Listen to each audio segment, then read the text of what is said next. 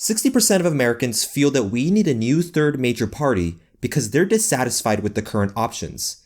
But we know from Arrow's theorem that it's unlikely for such a party to ever stand a chance. In the last video, we looked at an informal proof of Arrow's theorem, which essentially says that it's impossible to have a fair voting system. However, could there be some magical system that violates the theorem? Is such a thing even possible? Let's look at the mathematics behind a better voting system.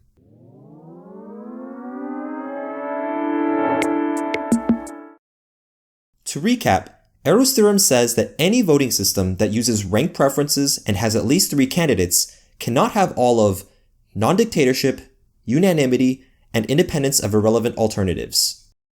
A dictatorship is a system where one voter gets to decide the entire election, even if everyone else votes against them. For example, let's say that Mr. F is a dictator. That means that if he votes for Bulbasaur to win, even if everyone else teams up against him to say that Charmander should win, Bulbasaur will still win. It's obviously undemocratic, so we definitely want a non-dictatorship. Unanimity means that if everyone votes for Charmander, then Charmander wins.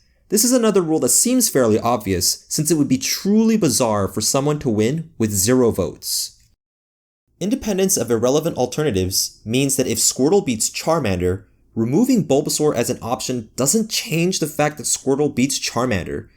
This is another rule that makes sense, but nearly all modern voting systems violate this rule. This is extremely problematic because not having this rule ensures that the voting system will be subject to favorite betrayal, or situations where a voter will disingenuously put their favorite choice lower to ensure a better result.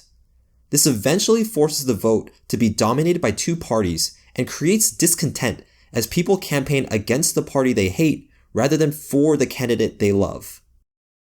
Now, let's look at a new voting system, range voting. Range voting works a lot like Amazon or Netflix.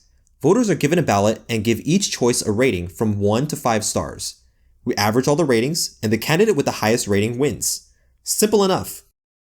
Let's look at how range voting compares to Arrow's theorem. Is range voting a dictatorship? Obviously not, since each voter's ballot contributes to the final score. Does range voting have unanimity? Yeah, if everyone gives Charmander a higher score than Bulbasaur, then Charmander must have a higher average than Bulbasaur. Does range voting satisfy independence of irrelevant alternatives? Yes, if we remove Squirtle, it doesn't change the averages for Charmander or Bulbasaur, so Charmander will still beat Bulbasaur. So what just happened? Did we break Arrow's theorem? Well, not quite. The original assumption in Arrow's theorem was that we're using voters' ranked preferences, but in range voting, we actually get even more information from the voters by getting a score from 1 to 5. More importantly, voters can give 2 candidates the same score rather than force a ranking.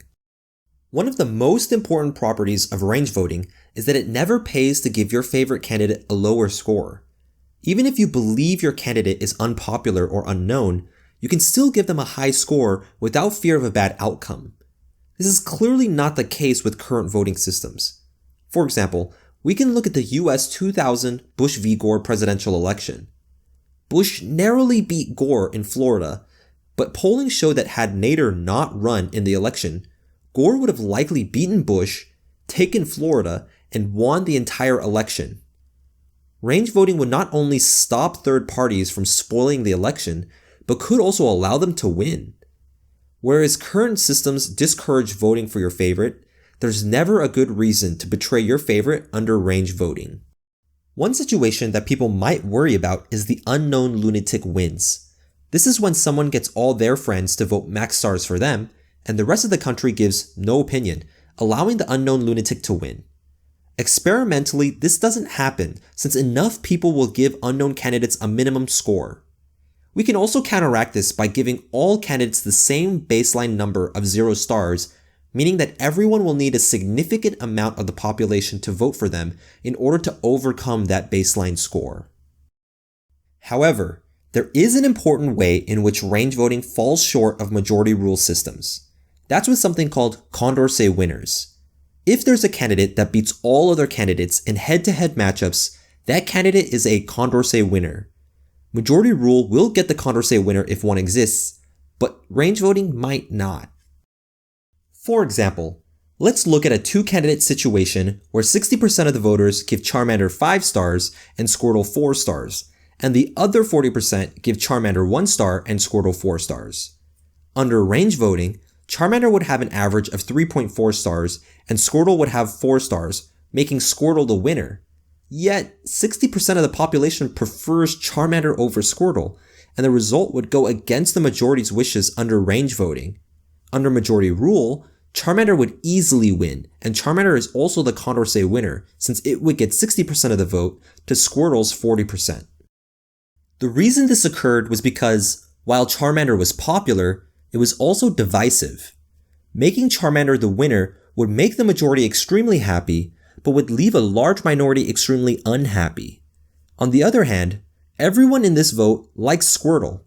So the question is whether we would rather have a system that optimizes for the majority's first choice or the overall happiness of the group.